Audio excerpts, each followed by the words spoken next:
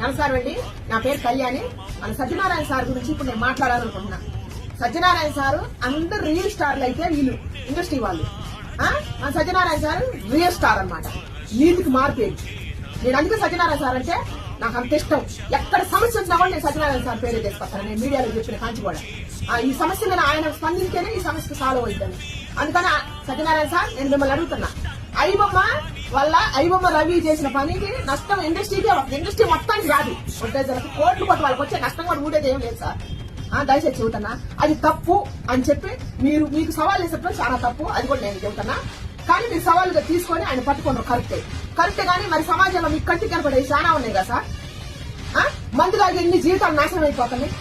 ఎప్పటి నుంచి నేను పుట్టక ముందు నుంచి మీరు పుట్టక ముందు నుంచి ఈ సవాల్ నుంచి పేద ప్రజలు అసలు బయటికి రాలేకపోతున్నారు. వాళ్ళు చెప్పే మాటలు ఎవ్వరూ సాల్వ్ చేయలేకపోతున్నారు.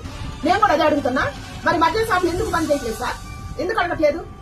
సినిమాల్లో కూడా బెటర్ కదా, ఆహాలు ఒంటికి ఆరోగ్యానికి మంచిది కాదని చెప్పి ప్రతి డాక్టర్ కాడికి పోతే కూడా అదే చెప్తారు కదా. మరి దాని మీద మీరు ఎందుకు చర్య తీసుకోవట్లేదు సార్? దానివల్ల ఎన్ని కుటుంబాలు నష్టపోతున్నాయి తాగి. ఆ తాగిన వాళ్ళు ఇళ్లలో ఆ భర్తలు ఉంటే ఆ భార్యలు పడే కష్టాలు ఎన్ని ఉంటున్నాయి. ప్రతి గృహిణికి ఉంటున్నాయి. వాళ్ళ కన్నీళ్లు నీకు దాడట్లేదా? దాని మీద మీరు ఎందుకు చర్య తీసుకోవట్లేదు? మీకు బాధ్యత లేదా దాని మీద చర్య తీసుకోవాలి అని? దీని మీద కదా మీరు చర్య తీసుకోవాల్సింది. దీని మీద చర్య తీసుకుంటే ప్రతి గృహిణికి మీరు న్యాయం చేసిన వాళ్ళు అవుతారు సార్. ఇది పేద ప్రజలను కాపాడినట్టు. ఎందుకంటే దానివల్ల గవర్నమెంట్ బాగుపడుతుంది, ప్రజలకు నష్టం సార్. తాగిన వాళ్ళు వాళ్ళ ఆరోగ్యం పాడైపోద్ది, వాళ్ళ జీవితాలు నాశనం అయిపోద్ది. ఆ తాగిన మైకంలో ఏం చేస్తారో కూడా తెలియట్లేదు. భర్త భార్యనే చంపుతుండు, భార్య భర్తనే చంపుతుండు. కుటుంబం రోడ్డు మీదకి వస్తుంది సార్. తింటానికి తిండి లేనివాడు కూడా తెలంగాణలో తాలిబొట్టు తెంపుకొని పోయి అమ్ముకొని తాగిన రోజులు ఎన్నో ఉన్నాయి సార్.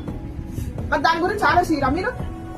తాగిన మైకంలో ఏం చేస్తున్నా కూడా తెలియకుండా విశిక్షణ రహితంగా బిడ్డను రేపు చేసే తండ్రులు కూడా ఉన్నారు. తెలుసా సార్?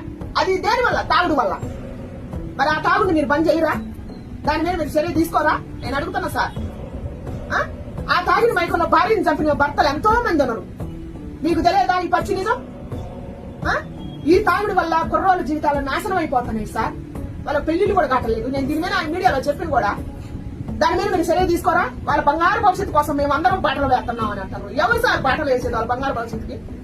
మరి ఈ మందు తప్పని అందరూ తెలుసు పెద్దలకి. ఎవరన్నా ఆపుతున్నారా? ఆపట్లేదుగా. సిగరెట్ తప్పని చెబుతుంది. మరి సిగరెట్ బ్యాన్ చేస్తారా? తాగేవాడిని తిడతారు కానీ అసలు తయారు చేసేవాడిని ఎందుకు ఆపట్లేదు? నేను అడుగుతున్నా సార్. మీకే నేను అడుగుతున్నా, మీరు ధర్మమూర్తులు కాబట్టి.